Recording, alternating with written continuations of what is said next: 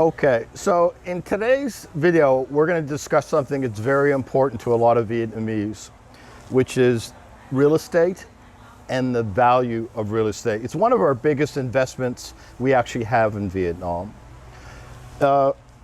Unfortunately, real estate globally, not just in Vietnam, not just here in our country, but unfortunately for real estate investors, real estate is going to drop. It's going to drop significantly, by some estimations as much as 90%, and that's global. So first, before we dive into that, before that scares too many people and they start running around and deciding to sell their house, they have to understand a little bit of the historical background to this and why this is actually going to occur. So first, we have to understand that the price of real estate is manufactured. It's generated by the same groups of people that control the stock markets. It's generated by the same groups of people that own the private banks. And they can turn up the volume or the price of real estate, or they can turn it down as easily as we can turn up and down the volume on a radio or on our phone. So globally, we have to look at some of the current indicators in the real estate market. China is a good place to look, and the United States of America is a good place to look. The largest real estate company in China has gone bankrupt. That happened last year. And in the United States, the largest real estate companies in the United States has laid off 25% of their people, and they're continuing to do that because housing sales have dropped more than they have probably in the last 25, 30 years. But why is this occurring? Why is this happening? Because again, real estate doesn't really have anything but intrinsic value. And intrinsic value means the value that me and you place on it. So that's why inside of in Ho Chi Minh, Saigon, a small little 80-meter apartment, 60-meter apartment can be 4 billion dong. But I can go to Lâm Dong province and I can buy 4 hectares of land for 100 million dong, right? Some people would try to argue the position that a city has more value because of the fact there's less space. But when you look at the actual math behind real estate costs, it doesn't add up. I remember when I first went to Seoul, Korea 15 years ago, I looked at my friend's apartment. It was a small 2-bedroom apartment. It was almost 20 billion dong, 20 billion dong 15 years ago. That's not construction costs. That's just the market at that time in Asia, in Seoul, was so hot that they were able to turn up the price that high. It had no representation of the value of that building, the land it was on, or the construction costs. It's what they're able to get away with. So this is what we're going to see, and this is what's going to catch people off guard, and this is why real estate globally and in Vietnam is going to drop so significantly. Once upon a time, several hundred years ago, in the United States of America, under its constitutional laws, and it's the same in Canada's laws, but we'll stay with the US right now. In its constitutional laws, in its laws that govern each state and that country, it is illegal for the American government to own land. Land is free in America. Now, you would not know that because people go there and they buy homes and they buy apartments and they spend a lot of money on it, just like we do here in Saigon, in Vietnam. But legally, under those constitutional laws, all land is free. You just have to move there, stake out a piece that you want to be for yourself and your family. And you can claim it legally by going down to the State Department and saying, my family is here.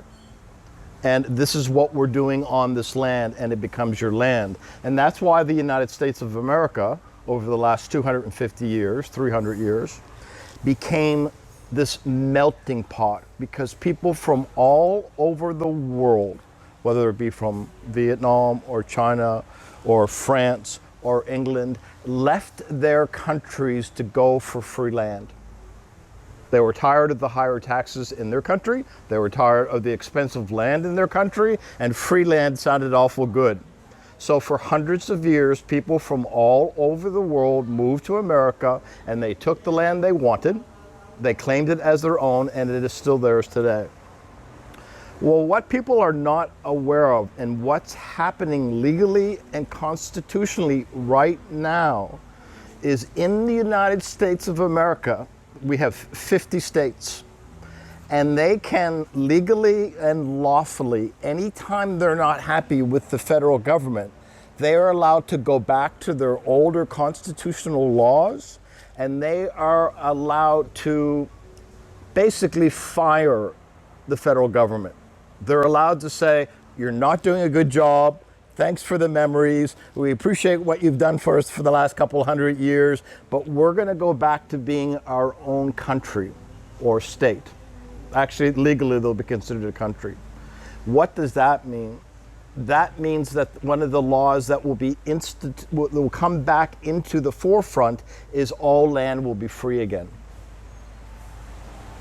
So it's going to, first of all, it's already caused a ripple effect in the United States because the big real estate firms in the United States know this is happening. This is why they've laid off 25% of the people across the country. This is why real estate prices are falling at faster records than they ever have. This is why real estate is going to become very inexpensive. So how is that going to affect us halfway across the world? Why will that affect Vietnam?